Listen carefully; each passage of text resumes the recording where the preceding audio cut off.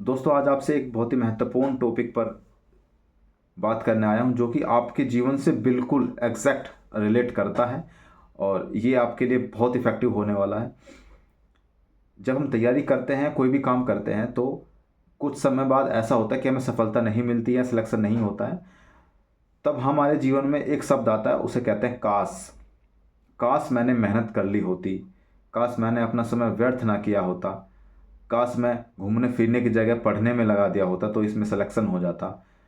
काश ये काश वो, अगर मैंने मेहनत कर ली होती तो आज मैं यहाँ नहीं होता, किसी अच्छी जगह अच्छी पोस्ट पर होता। तो काश के बाद बहुत सारी चीज़ें आ जाती हैं। लेकिन अभी जिस टाइम पर आप हैं, उस टाइम पर अगर आपको कोई समझाता है कि आपको ये नहीं ये करना चाहिए, तो आप उसको बहुत हल्के में लेते हैं और अपना समय अपने हिसाब से खर्च करते हैं। मेरे विचार से तो दुनिया की सबसे बड़ी पूंजी समय ही होती है। आपका समय आपकी सबसे बड़ी पूंजी है। आप इसको कहाँ और किसके साथ खर्च करते हैं, ये बहुत बड़ी चीज़ है, ये बहुत बड़ी चीज़ है। और आपका समय है, आप कहीं भी खर्च कर सकते हैं, लेकिन एज ए बिग ब्रदर, बड़े भाई होने के नाते मैं आपको बार बार ये चीज़ें समझाता हूँ और आज फिर से समझा रहा हूँ कि आप जितना समय कहीं भी खर्च कर रहे हैं उसको सोच समझ कर खर्च कीजिएगा दोस्त, क्योंकि ये समय आपका फ्यूचर डिसाइड करेगा। आपका फ्यूचर, आप फ्यूचर में कहाँ होंगे और आप क्या बनेंगे क्या नहीं बनेंगे, ये आपका यही समय डिसाइड करेगा। तो इस समय को किसके साथ हमें खर्च करना है, कितना खर्च करना है, कहाँ खर्च करना है, ये बात आप लोग अच्छे से समझते होंगे। मैं समझता हूँ क्योंकि आप सब लोग बहुत समझदार हैं।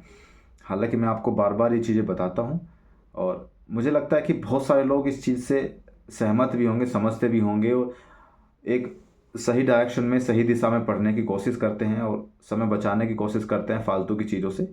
लेकिन कुछ लोग फिर भी ऐसे होते हैं जो इस चीज़ को नहीं समझते हैं और बाद में वो लोग काश शब्द पे आ जाते हैं। काश उस टाइम पे हम समझ गए होते, काश उस टाइम पे हमने मेहनत कर ली होती, काश उस टाइम पे हमने ये कर लिया होता, काश उस टाइम पे हम मोबाइल ना चला करके, रील्स ना चला करके कुछ लेक्चर्स देख लेते, पढ़ लेते, तो आज हमारा सिलेक्शन हो जाता, वगैरह वगैरह। फिर तो वो काश रह जाता है। फिर आपकी ज़िंदगी में उस काश के अलावा कुछ नहीं है। आप हाथ मलते रह जाते हैं और फिर उसके बाद आप देते हैं दोष किसको?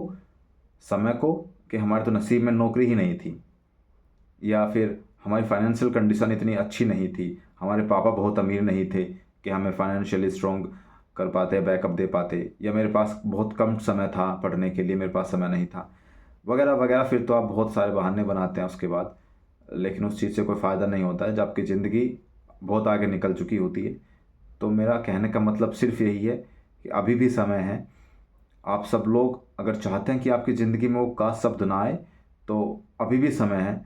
अभी आपके समय निकला नहीं है, ठीक है? और अभी भी आप मेहनत करके सिलेक्शन ले सकते हैं। बस आपको मेहनत की ज़रूरत है, लगन की ज़रूरत है और एक सही डायरेक्शन, सही दिशा की ज़रूरत है।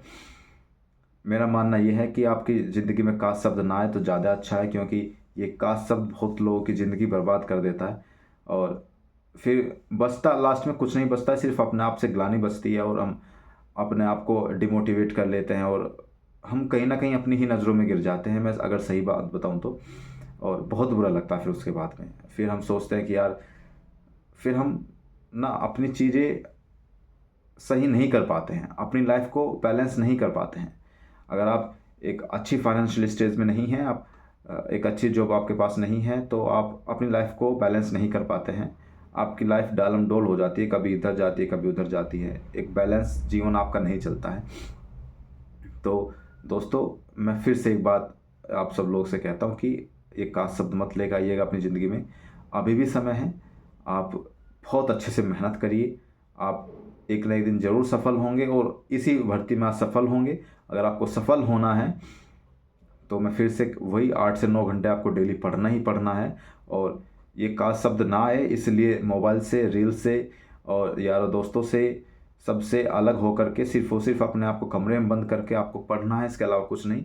बहुत ज़्यादा समय नहीं आपको पढ़ना है। आप केवल जब तक एग्ज़ाम ना हो तब तक आप अपने आप को कमरे में बंद कर लीजिए और फिर देखिए जब आप कमरे से बाहर निकलेंगे तो आपके अंदर इतना कॉन्फिडेंस भरा होगा कूट कूट के, और आप एक अच्छे स्टेज में आकर के बाहर निकलेंगे और उस स्टेज में आकर के आपका सिलेक्शन आपके बहुत नज़दीक होगा, आप सफलता के बहुत नज़दीक होंगे। ये कोई लेक्चर वाली बात नहीं है, एक बड़े भाई होने के नाते मैं आपको बहुत बार समझाता हूँ और इस बार फिर से समझा रहा हूँ, ठीक है। तो समझ गए होंगे, आई होप कि आप सब लोग समझ गए होंगे। काश शब्द ना आने दें अपनी ज़िंदगी में, फिर से एक बार बोल रहा हूँ। तो मिलते हैं अगली वीडियो में, तब तक के लिए जय हिंद।